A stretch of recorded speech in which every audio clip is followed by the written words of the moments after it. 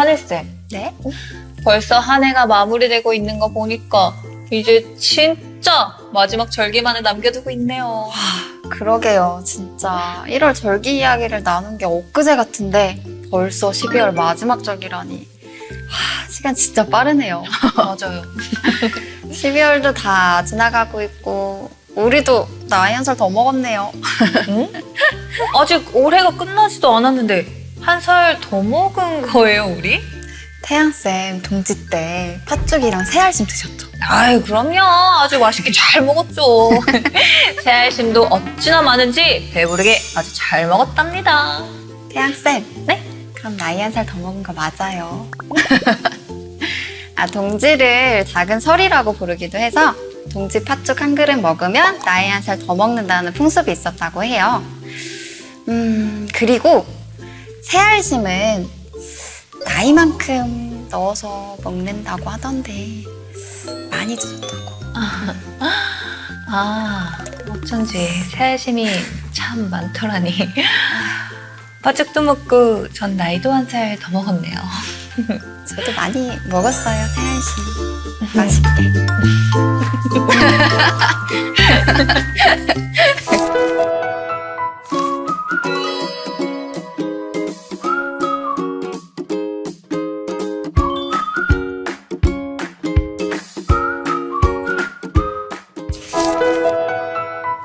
자, 24절기를 활용하여 어르신들의 기억력 훈련을 도와드리는 추나추동 다이어리.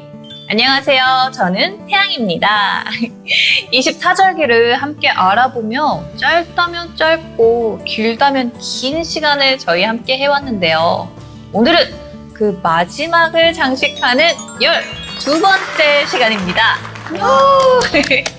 오늘도 저와 함께 진행하실 하늘쌤 인사해주세요. 네, 안녕하세요. 이렇게 인사를 드리는 것도 마지막이 될 것 같은데요. 어르신들과 함께 재밌는 절기 이야기를 만들어갈 하늘쌤이라고 합니다. 반갑습니다. 네, 반갑습니다. 자, 오늘도 추나추동 다이어리가 어떤 내용을 담고 있는지 설명 부탁드려요. 네, 이 추나추동 다이어리는 치매 예방을 위해 충청남도 광역치매센터에서 제작한 절기가 포함된 다이어리입니다. 추나추동 다이어리는 달력과 일정, 일기 작성하기, 24절기에 대한 설명과 문제들로 구성이 되어 있습니다. 앞으로 저희와 함께 절기를 기억하고 문제도 풀면서 치매 예방을 실천해보면 좋겠습니다. 그럼 본격적으로 시작하기 전에 저희가 어떤 활동을 하면 좋을까요? 네, 저희가 매번 활동 아시죠? 오늘의 날짜를 한번 이야기해보려고 해요. 다 같이 한번 말씀해보세요. 오늘은 몇 년도, 몇 월, 며칠, 무슨 요일일까요? 달력을 한번 보시는 것도 좋을 것 같아요. 네, 저는 헷갈리실까봐 이렇게 속으로만 대답하겠습니다. 잘 말씀해 보셨나요? 그럼 이번에는 집 주소를 함께 이야기해 보려고 해요. 저는 충청남도 세모군 네모읍에 살고 있는데 태양쌤은 어디 살고 계신가요? 저는 인천광역시 내모구 동그라미 동에 살고 있어요. 어르신들께서도 살고 계신 집 주소를 떠올리며 말씀해 주세요. 그럼 이번에는 달력을 함께 보며 작성해 볼게요. 달력을 보고 12월의 일정을 이야기해 보시거나 작성해 보세요. 예시를 참고하시거나 뒷장에 있는 스티커를 활용하셔도 좋습니다. 이번 달 일정에 대해 저도 이렇게 해볼게요. 12월의 중요한 일정은 역시 크리스마스 아니겠어요? 맞아요. 가족 행사. 이렇게 하면 되는 거죠? 네. 태양쌤은 크리스마스 때 가족들과 함께 보내셨나 봐요. 네. 저희 집은 매년 연말쯤에 같이 모여서 한 해도 돌아보고 그리고 서로 겨울을 잘 나기 위한 따뜻한 선물도 교환하고 그러면서 보내거든요. 아주 맛있는 것도 많이 먹고요. 와, 진짜 얘기만 들어도 기분이 막 좋아지는데요. 배도 부른 것 같고요. 좋으셨겠어요, 태양쌤. 맞아요. 우리 어르신들께서도 이렇게 일정에 대해 떠오르는 게 있으시다면 자유롭게 그리고 편하게 한번 이야기해 보세요. 그리고 작성한 일정들의 날짜와 내용을 다시 한번 적어보세요. 계획한 일정들을 잘 실천하셨는지 네모 빈칸 안에 동그라미, 세모, X로 표시해보세요. 예를 들어 12월 11일에 병원을 가기로 했는데 잊지 않고 병원에 가셨다면 동그라미, 가지 못하셨다면 X로 표시를 해주시면 됩니다. 네, 이렇게 해서 세모와 X를 제외한 동그라미 개수만큼 뒷장에 있는 사과 스티커를 나무에 붙여보세요. 이번에는 지난 일주일간 감사하거나 좋았던 일 떠올려 볼까요? 네, 일정을 한번 생각해 보시고 그때 감정을 떠올려 보시면서 얼굴 표정 스티커에 표시해 보세요. 그리고 어떤 일이 있으셨는지 한번 작성해 보시거나 이야기해 보세요. 하늘쌤은 일주일 어떻게 보내셨어요? 저는 사실 연말에 좀 일이 몰려서 되게 바쁜 일주일을 보냈는데요. 그래도 이번 한 해 생각해보면 저희 할머니, 할아버지께서 건강하게 잘 지내신 게 너무너무 감사하더라고요. 날씨도 추워지고 걱정돼서 홍삼이랑 손편지를 써서 할머니, 할아버지께 선물로 드렸거든요. 근데 또 저를 기특하게 생각하시는 모습을 떠올리니까 또 이렇게 코끝이 찡해지는데요. 올 겨울도 건강하게 보내시길 기원하면서 하트 뿅뿅 얼굴 표정 스티커에 동그라미 표시를 해보겠습니다. 자, 이렇게 날짜와 장소, 달력의 일정과 일기까지 작성해 보았습니다. 이제 절기의 내용이 정말 궁금해지는데요. 근데 하늘쌤, 이 절기의 날짜는 매년 달라지는 건가요? 네, 맞습니다. 24절기는 1년의 길이를 정확하게 24등분하는 전통적인 방법과 태양의 움직임에 따라 좀 더 세밀하게 계산하는 방법으로 나뉘게 되는데요. 우리나라 같은 경우에는 좀 더 세밀하게 계산하는 방법으로 24절기를 나누기 때문에 매년 절기의 날짜가 조금씩 달라집니다. 아, 그렇군요. 그럼 본격적으로 절기에 대해서 알아볼까요? 오늘은 12월의 절기를 배우고 기억하는 활동과 문제 푸는 활동을 해보겠습니다. 그럼 저희가 나눌 12월의 첫 번째 절기 무엇인가요? 네, 12월의 첫 번째 절기는 바로 대설입니다. 올해 대설은 몇 월 며칠인지 아래 나오는 자막으로 확인해주세요. 11월에 나온 소설에 이어서 그럼 대설은 어떤 절기인지 알려주세요. 네, 대설은 24절기 중에 21번째 순서인데요. 클테, 눈설이라는 풀이 그대로 겨울 큰 눈이 온다는 뜻의 절기입니다. 대설은 1년 중 눈이 가장 많이 내린다고 합니다. 또 대설은 다음 농번기까지 한가한 시기로 농부들이 1년을 마무리하고 새해를 맞이할 준비를 했다고 합니다. 눈이 많이 오는 대설, 이 대설과 관련된 속담에는 또 어떤 게 있을까요? 어르신들께서는 대설과 관련해서 어떤 속담 알고 계신가요? 제가 준비한 대설과 관련된 속담은 눈은 보리의 이불이다 라는 속담입니다. 눈이 보리의 이불이다. 이건 또 어떤 뜻의 속담인가요? 이 속담은 대설에 눈이 많이 내려야 보리 농사가 흉년이 된다는 뜻인데요. 대설에 내린 많은 눈들이 보리를 덮어 보온 역할을 하게 돼서 동해를 적게 입고 보리 농사가 흉년이 된다는 뜻의 속담입니다. 네, 이렇게 해서 대설이 어떤 절기이고 관련된 속담은 무엇인지 알아보았습니다. 대설에 대한 내용 잘 기억해 주세요. 자, 다음은 저희가 배울 마지막 절기입니다. 하늘쌤, 12월의 두 번째 절기에 대해서 알려주세요. 네, 12월의 두 번째 절기이자 마지막 절기는 바로 동지입니다. 올해 동지는 몇 월 며칠일까요? 아래 나오는 자막으로 한번 확인해 주세요. 하늘쌤이 작은 설이라고 알려주셨던 동지. 네, 동지는 어떤 절기인지 정말 궁금해요. 동지는 24절기 중에 22번째 순서인데요. 1년 중에서 밤이 가장 길고 낮이 가장 짧은 절기라고 합니다. 그러고 보니까 요새 해가 짧아져서 6시만 돼도 벌써 깜깜해지는 것 같더라고요. 맞아요. 저는 동지하면 팥죽 먹는 게 가장 먼저 떠올랐는데 이제 새알심이랑 그 나이 먹는 것도 같이 떠오를 것 같아요. 어르신들께서도 동지하면 팥죽이 가장 먼저 떠오르실 텐데요. 사실 동지에는 팥죽을 먹기만 하지는 않았다고 해요. 먹기만 하지 않았다는 건 먹는 것도 하고 또 다른 것도 했단 얘기네요. 그게 뭐죠?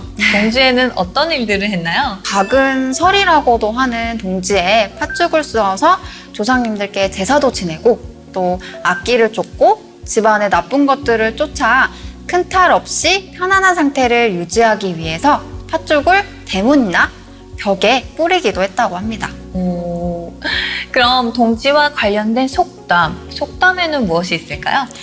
동지와 관련해서 제가 준비한 속담은 동지가 지나면 푸성기도 새 마음 든다입니다. 이는 동지가 지나면 온 세상이 새해를 맞을 준비를 들어간다라는 뜻의 속담입니다. 네, 어르신들도 동지와 관련하여 또 생각나는 속담이 있으시면 자유롭게 떠올려 보세요. 자, 그럼 동지가 어떤 절기인지 잘 들으셨죠? 동지에 대한 내용을 잘 기억해 주시고요. 이제 하늘쌤이 음식에 대해서 알려주시는 것도 마지막이네요. 와, 마지막이네요. 12월에는 주로 어떤 음식을 먹는지 알려주세요. 네, 12월에는 주로 먹는 음식이 팥죽이랑 수정과라고 합니다. 팥죽과 수정과를 12월에 주로 먹는 이유는 무엇일까요? 우선 팥죽은 붉은 팥이 액을 막고 또 잡기를 없앤다는 의미로서 주로 동지가 속한 12월에 먹었다고 합니다. 여기서 추가적으로 또 말씀을 드리면 동지가 밤이 가장 긴 시기라고 말씀드렸었잖아요. 그래서 이때는 음의 기운이 좀 많기 때문에 양의 기운을 상징하는 팥죽을 먹었다고 합니다.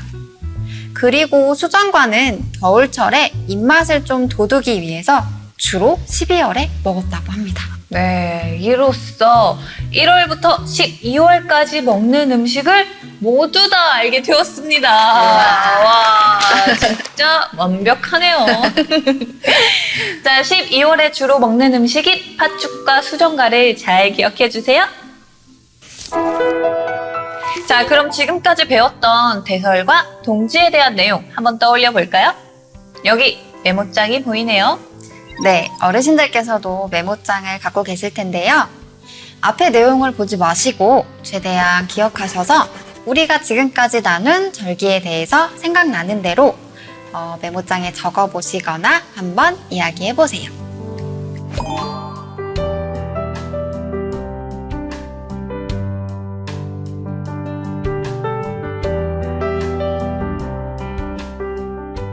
아니, 메모장에 적고 나니까 배운 절기가 더 잘 기억이 나는 것 같아요. 네, 메모장에 적은 절기 잘 기억해 주시고요. 이번에는 12월의 절기인 대설과 동지를 계속 떠올려 보시면서 다양한 색깔로 색칠 활동을 해보세요. 색칠하시면서 12월의 절기인 대설과 동지 잘 기억해 주세요.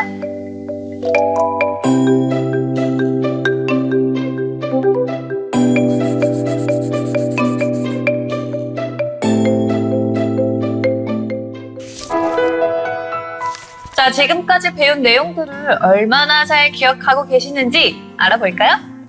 화면으로 몇 가지 문제를 보여드릴게요. 우리 어르신들께서는 앞에 내용을 보지 마시고 최대한 기억한 내용을 바탕으로 날짜편, 속담편, 특징편, 음식편 문제들을 풀어보시거나 답을 이야기해보세요. 10초 후에 정답 맞춰볼게요. 그럼 지금부터 시작합니다.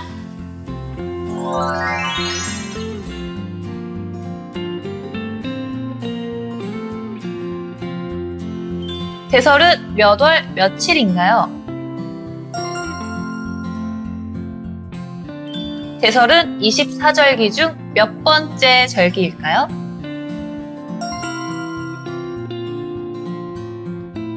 동지는 몇 월 며칠인가요? 동지는 24절기 중 몇 번째 절기일까요? 땡은 보리의 이불이다. 땡에 들어갈 단어는 어떤 단어일까요?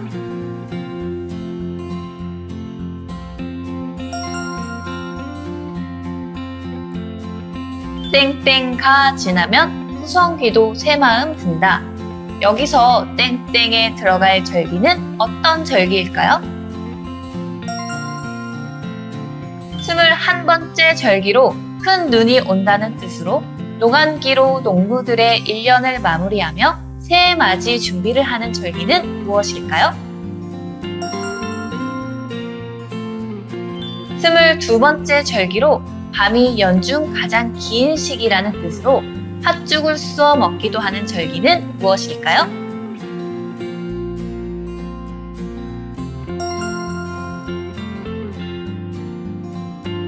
12월에 먹는 음식은 무엇일까요?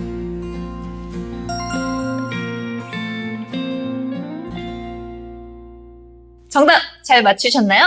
이번에는 보너스 문제도 보여드릴 텐데요. 기억한 내용으로 풀어보시거나 답을 이야기해보세요. 10초 후에 정답 화면 보여드릴게요.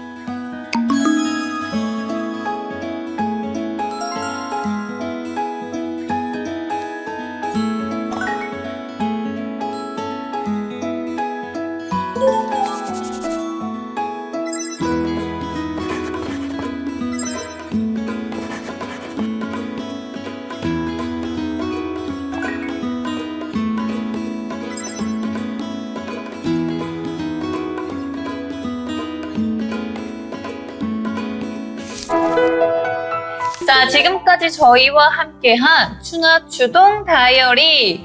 오늘은 어떤 절기에 대해서 알아봤죠? 역시 맞습니다. 오늘은 12월의 절기인 대설과 동지에 대해서 어르신들과 함께 알아보았습니다. 12월의 절기인 대설과 동지 잘 기억해 주시고요. 하늘쌤. 네. 저희가 벌써 마무리 인사를 드릴 때가 됐네요. 그러게 말이에요. 진짜 약간 시원하기도 하고 좀 섭섭하기도 하고 뭐 그러네요. 태양쌤도 우리 어르신들도 저와 함께 태양쌤과 함께 24절기 공부하시느라 정말 너무 고생 많으셨어요. 고생은요. 하늘쌤 덕분에 진짜 머리에 쏙쏙 진짜 재밌는 시간이었어요. 감사합니다. 자, 벌써 마지막이라니까 진짜 너무너무 아쉬운데요. 어르신들도 지금까지 함께 배운 24절기 잊어버리지 않게 추나추동 다이어리 보면서 꾸준히 복습해주세요. 어르신들 항상 건강하시고 행복한 일들만 가득하시길 바라면서 저희는 여기서 인사드릴게요. 그럼 안녕히 계세요.